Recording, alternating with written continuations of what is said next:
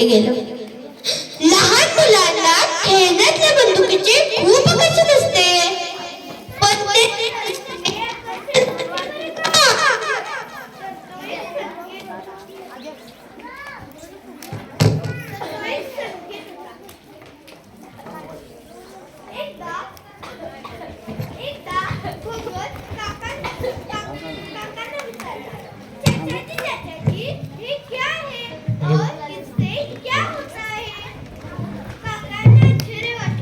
या छोट्या मुलगाला आता काय सांगावं.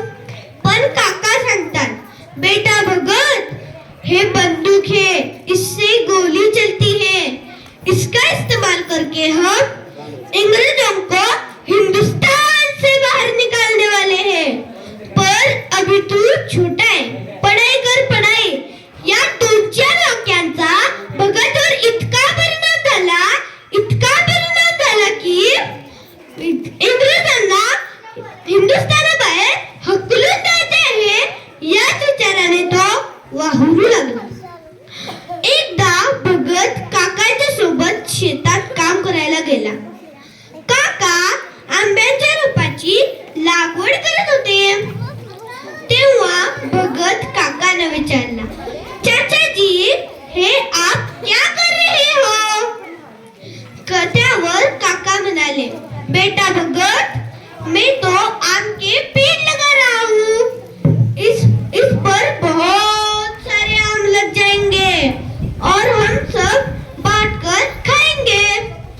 हे ऐकताच भगत पळत घराकडे गेला आणि काकांची बंदूक घेऊनच आला.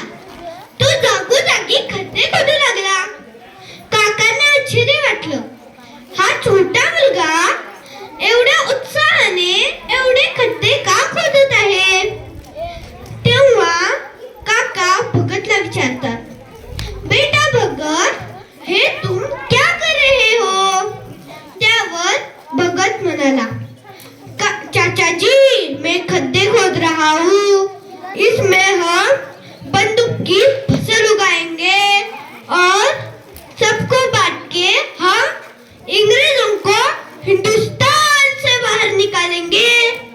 मला आश्चर्य वाटते की हा छोटा मुलगा खाऊ खायचं सोडून, खेळायचं सोडून देशाच्या स्वातंत्र्याची भाषा करतो. काही कालावधीनंतर बंदुकीची शेती करणारा हा मुलगा क्रांतिकारी चळवळीचा एक अविभाज्य भाग बनला.